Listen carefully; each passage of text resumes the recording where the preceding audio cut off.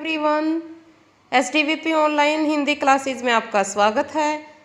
तो आज की इस वीडियो में हम संधि का अपना नेक्स्ट टॉपिक करेंगे और वो टॉपिक है हमारा स्वर संधि का फोर्थ जो पार्ट है। स्वर संधि का जो चौथा भेद है यण संधि और पांचवा भेद अयादी संधि। आज हम इन दोनों ही संधियों को यहाँ पर करेंगे। स्वर संधि का पहला भेद था दीर्घ संधि, दूसरा गुण संधि, तीसरा वृद्धि संधि और आज जो हम पढ़ने जा रहे हैं वो है स्वर संधि का चौथा भेद यण संधि। देखो, यण संधि का जो नियम है वो क्या कहता है। यण संधि का नियम कहता है अगर ई, उ तथा री के बाद कोई भी भिन्न स्वर आने पर, भिन्न स्वर का मीनिंग यहाँ पर क्या हुआ, ई को छोड़कर, उ को छोड़कर और री को छोड़कर कोई भी भिन्न स्वर आ जाए, यानी कि दोनों तरफ सेम वर्ण न हो, तो क्या बन जाएगा, ई का य, उ का व और री का र बन जाता है। इसी को यण संधि कहते हैं। क्या है यण संधि का नियम? यण संधि का नियम है अगर ई के बाद कोई भी भिन्न स्वर आ जाए तो क्या बनेगा, यह बनेगा। अगर उ का मेल किसी अन्य स्वर के साथ होता है, उ को छोड़कर अन्य किसी भी स्वर के साथ होता है तो उसका क्या बन जाएगा, वह बन जाएगा। इसी प्रकार अगर री का मेल री को छोड़कर किसी भी भिन्न स्वर के साथ होता है तो वो क्या बन जाएगा, र बन जाएगा। इसी को यण संधि कहते हैं। ये क्या है, यण संधि का नियम है। आइए एक बार यण संधि के नियम को हम दोबारा देखते हैं।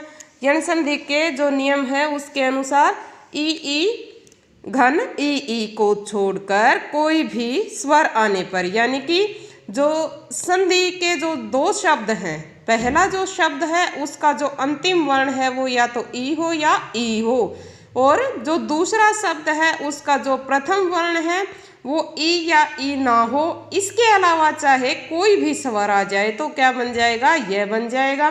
इसी प्रकार जो शब्द का अंतिम वर्ण है वो या तो उ हो या ऊ हो, या और दूसरी तरफ उ को छोड़कर कोई भी भिन्न स्वर आ जाए तो उ का क्या बन जाएगा, वह बन जाएगा। तीसरा नियम है री के बाद कोई भी भिन्न स्वर आने पर र बन जाता है। क्या कहेंगे इस नियम को, यण संधि का ये नियम है, इसे यण संधि कहते हैं। एग्जाम्पल देखें, अति प्लस अधिक क्या बन गया, अत्यधिक। अब देखो, अति में जो अंतिम वर्ण है वो क्या है, ई। अति में अंतिम वर्ण क्या है, ई, और प्लस में क्या हो गया, ए। नियम था अगर ई के बाद कोई भी भिन्न स्वर आ जाए तो उसका क्या बन जाएगा, यह बन जाएगा। अब यहाँ पर ये बन गया। अब दूसरा शब्द हम देखेंगे, सु प्लस में आगत। सु में जो अंतिम वर्ण है वो क्या है, उ, और आगत का जो प्रथम वर्ण है वो क्या है, आ, और दोनों का मेल हो जाए। नियम क्या कहता है, उ के बाद अगर कोई भी भिन्न स्वर आ जाए तो उसका क्या हो जाएगा, वह हो जाएगा। ये स्वागत हो गया। इसी प्रकार तीसरा शब्द हम देखेंगे, पितृ प्लस आज्ञा। पितृ में जो अंतिम वर्ण है वो क्या है, री। क्या है यहाँ पर अंतिम वर्ण, री, और जो दूसरा शब्द है उसका प्रथम वर्ण क्या है, आ। री का क्या नियम था, री के बाद कोई भी भिन्न स्वर आने पर क्या बन जाएगा, र बन जाएगा। अब देखो ये क्या बन गया, पित्राज्ञा।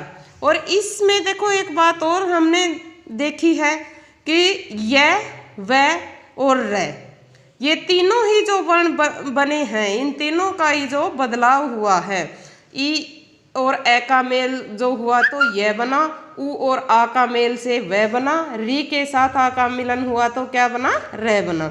उससे जो आगे वाला वर्ण है, आगे वाला जो वर्ण है वो आधा हो जाता है। अत्यधिक में तय आधा हुआ, यहाँ पर स्वागत में वैसे आगे वाला जो वर्ण है स वो अधूरा है। यहाँ पर भी जो ग है ये एक संयुक्त वर्ण है, जो इसका जो त्र के साथ मेल होता है तो ये यहाँ पर अधूरा हुआ।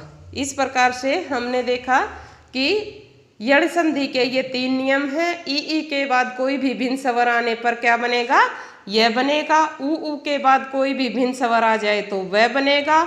अगर री के बाद कोई भी भिन्न स्वर आ जाए तो रे बनेगा। अब हम देखेंगे स्वर संधि का अंतिम और 5वां जो भेद है वो कौन सा है, अयादि संधि। कौन सा है 5वां भेद, अयादि संधि। अयादि संधि के नियम को हम अब पढ़ेंगे। अयादि संधि का नियम है, अगर ए आई ओ आओ के बाद कोई भी भिन्न स्वर आ जाए तो उसका क्या बनेगा, ए का आई हो जाएगा, आई का आय हो जाएगा। देखो यहाँ पर हर्षव या दीर्घ के साथ मात्राएं बढ़ रही हैं। अगर यहाँ पर हर्षव वर्ण है ए तो यहाँ पर क्या बना, आई, और यहाँ पर दीर्घ वर्ण हो गया आई तो यहाँ पर क्या आ जाएगा, दीर्घ वर्ण ए का आ। यहाँ पर केवल एक मात्रा का अंतर है और यहाँ भी मात्रा का अंतर है। तो अयादि संधि का जो पहला नियम वो है, वो क्या है, ए का मेल ओ किसी के भी साथ हो जाए, ए आई ओ औ के बाद कोई भी भिन्न स्वर आ जाए तो ए का क्या बनेगा, आई का क्या बनेगा, आई। इसी प्रकार आगे देखते हैं, ओ का मेल अगर किसी भी भिन्न स्वर के साथ हो जाए तो क्या बनेगा, औ। और आगे औ का जो मेल है वो किसी भी भिन्न स्वर के साथ होने पर उसका क्या बन जाता है, आव बन जाता है। इसी को क्या कहते हैं, अयादि संधि का नियम कहते हैं। अयादि संधि के कितने नियम हुए, अब देखा जाए तो ये 4 नियम हैं। ए आई ओ औ इन चारों का किसी भी भिन्न स्वर के साथ मेल हो जाए तो क्या बन जाएगा, ए का आई बन जाएगा, आई का ओय बन जाएगा, ओ का औ बन जाएगा और आओ का आव बन जाएगा। इसी को अयादि संधि कहते हैं। एक बार हम इसके एग्जाम्पल देखते हैं। एग्जाम्पल में चे प्लस में अन, चयन। चे क्या वर्ण आया यहाँ पर, जो अंतिम वर्ण है वो है ए और जो दूसरा शब्द है उसका प्रथम वर्ण है ए और दोनों के मेल से क्या बना, आई। इसी प्रकार जो अगला शब्द है वो है गए प्लस में अक, क्या बन गया, गायक। अब नियम के अनुसार यहाँ पर क्या आया, यहाँ पर कौन सा वर्ण आया, जो अंतिम वर्ण है वो आई और जो दूसरा शब्द है उसका प्रथम वर्ण क्या है, ए। इन दोनों के मेल से क्या बना, आई, ये बन गया गायक।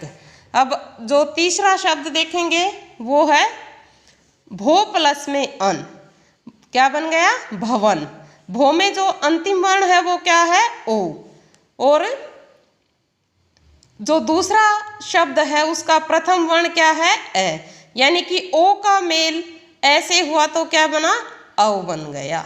अब जो अगला इसका एग्जाम्पल है वो है पौ प्लस में अक, यहाँ पर औ और दूसरा जो शब्द है उसका प्रथम वर्ण ए, यानी कि आव का मेल किससे हुआ, ऐसे, तो क्या बना, आव, क्या बन गया ये, पावक।